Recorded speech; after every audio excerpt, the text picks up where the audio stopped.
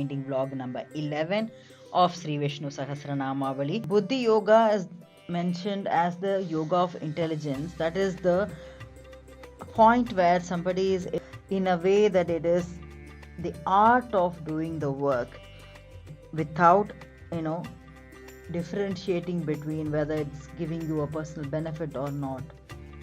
He is beyond success and failure. That is his nature, and he is also in the consciousness. I cannot be moving around in 10 different places if I have to be focused in that quality. Why is that so? Because the night for a materialist is a day for a spiritualist. That is the key here. So it will create this night and day effect because you are moving towards this spiritualist context.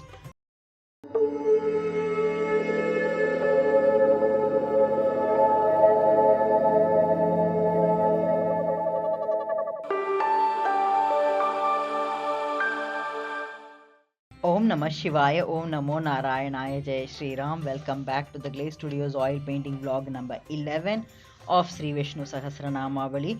This is the painting that is covering the 1000 names of Sri Vishnu, which are being painted in the form of microgram or calligraphy. As the painting is moving along, the names, of course, have a meaning, and I wanted to understand what they mean. The research led me to this system of making a weekly vlog, sharing 10 names at a time and their meanings, also some perspectives from Srimad Bhagavad Gita or even some other storylines from Sanatana Dharma. This has been an interesting, joyful ride so far. We've covered up to 90 names. If you have missed that before, please do check out our previous videos so you don't miss out on any of the details. This is going to be a video that will cover names 91 to 100, and then we will also look into Karma Yoga. Coming out of these 10 names, there is a perspective very discreetly put in what exactly it is, what is expected, and how will it be perceived to be focused on Karma Yoga. So there is something very interesting to debate on today. Let's jump into it right away, starting with the names first. The 91st name is Om Samvatsaraya Namaha. As time is a form of Vishnu, he is called Samvatsara or a year. And here, let's put a break. The year need not necessarily refer to the 365 days that we know. Year or time itself could be perceived very differently for different universes. So he is the, can we say, the unknown year. So he is the Samvatsara. 92nd name is Om Vyalaya Namaha. This refers to being ungraspable like a serpent. He is called Vyalaha. Serpent is something very common that you see not just in Sanatana Dharma. This is something very common in many other scriptures, other countries, culture. Oftentimes, serpents are the guardians of something very important, very discreet, or something very, can you say, treasurable, a treasure. And why are they the guardians? They must be possessing a kind of intelligence that is not perceivable by us humans, and hence they are elected or selected to be the guardians universally. So this is the context that is setting in this name, Vyalaya Namaha. Vyalaya Namaha, being ungraspable like a serpent. Let's go to the 93rd name, that is Om Pratyayaya Namaha. This means one who is of the nature of Pratiti or Pragya, that is consciousness.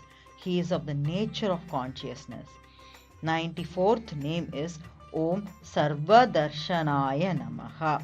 Darshanam refers to, viewing, eyesight. Sarva, everything, everywhere. Let's connect the dots and see what the meaning is. One with the eyes everywhere. As the Lord has assumed all the forms, the eyesight of all the being is actually his. He is saying through us. 95th name is Om Ajaya Namaha, one who has no birth. The meaning of the painting itself is showing something that refers to the origin of all the universe. If he is the originator, he does not have the birth. Let's look at the 96th name. This is Om Sarveshwaraya Namaha. I think we have looked at this from a different context already. Guessing it, I think it is right. The Lord of all lords. Ishvara is the Lord. Sarva is, everything on top, atop. Lord of all lords, or the Supreme Lord. 97th name is Om Siddhaya Namaha, one ever established in one's own nature. Om Siddhaya Namaha refers to one who is established in one's own nature. So he is the one that is established in anyone's own nature.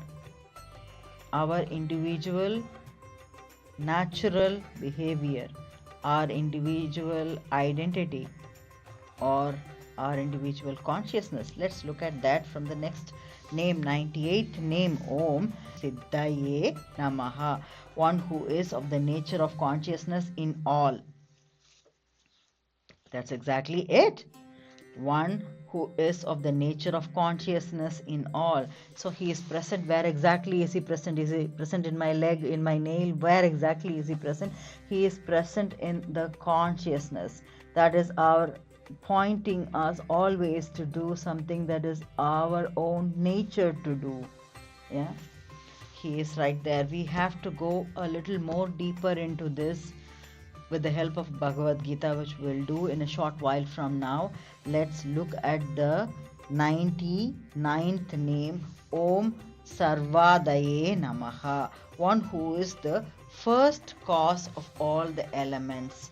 Of course, he is the cause of everything to have formed, all the cosmos to have come into place. The 100th name is Om Achyutaya Namaha. This refers to, in this context, one who has never lost or one who will never lose his inherent nature and powers. His inherent nature and power will never get lost. It's always present in some form or the other. It's up to us to figure it out. With that, we complete the names, the 100 names of Sri Vishnu. Fantastic. Are we done? No, not necessarily, because we still are struck with the word nature coming from the word Siddhaya, Siddhaya and such. So let's look at the name in a much more deeper context. Can it have any other meaning, the word Siddha? Can it have any other reference points? And what exactly is this nature pointing to? Before we get on to that, a quick one on Buddhi Yoga. Buddhi Yoga is mentioned as the yoga of intelligence. That is the point where somebody is able to differentiate between a work that is, likable, non-likable and such, and just going beyond to do everything as though it's an art. Yeah. So it's the performance. Buddhi Yoga is the performance of all work in a way that it is the art of doing the work without, differentiating between whether it's giving you a personal benefit or not. With that context, let's look at the Canto number 2, verse 48, and we will go a little more into Karma Yoga right away. We start with the Canto number 2, verse 48. Yogastaha Kuru Karmani Sangam Tyaktva Dhananjaya Siddhyo Samo Bhutva Samatvam Yoga Uchyate. This means Yogastaha is equipoised. Kuru is performing or perform. Karmani, your duties. Sangam, attachment. Taktva, giving up. Dhananjaya refers to Arjuna. This is a conversation between Arjuna and the god. Siddhaya Siddhyoha. Here in this context refers to in success and failure. Siddhaya Siddhyoha is in success and in failure. Samaha, equipoised. Bhutva, becoming. Samatvam, equanimity. Equanimity. Yogaha uchyate. Yoga is called. So let's read on the meaning. Established in Karma Yoga, perform the karma renouncing all the attachments, O Dhananjaya, again referring to Arjuna, remaining unconcerned as to the outcome, be it failure or success. This equanimity of mind is what is called Karma Yoga. And here there is a very good example of the tree being given. If the tree does not give its fruits to others, what will happen? The tree does the job of bearing its fruits. That is the result, isn't it? The fruit does not belong to the tree though. That is exactly what is expected out of us in Karma Yoga. How is this connected to this nature thing that we talked about? Siddhaya Siddhyoho is talking about again whether it is success or failure. Yeah. So here the words Siddhaya, Siddhaya, Asiddhaye pointed to his own nature or nature of consciousness. If we connect the dots between the meanings, different meanings that the word Siddhi sit in different places, it's pointing to he is beyond success and failure. That is his nature, and he is also in the consciousness. If we detach ourselves from the success and failure, that is the outcome of any activity, and perform the work, duty itself, we are in a way reaching him or activating him, can we say. Yeah, that is exactly what is mentioned here in this verse. But is that so easy? If we do that, how will it be perceived? If I am going to be saying that I don't bother about the profits, I don't bother about the results, I will just do the job, how will it be perceived? It's not going to be an easy job to get started with this right away. And I wanted to understand that as well. So I'm going a little more deeper into this thought process of debating about Karma Yoga. So I am in the same canto number 2, but verse 69. Let's read it out and look at the meaning. Ya Nisha Sarvabhutanam Tasyam Jagarti Samyami Yasyam Jagrati Bhutani Sa Nishya Pashyato Munihe. The meaning is, Ya is what? Nisha refers to is night. Sarva, all. Bhutanam, of living entities. Tasyam, in that. Jagarti is wakeful. Samyami, the self-controlled. Yasyam, in which. Jagrati, are awake.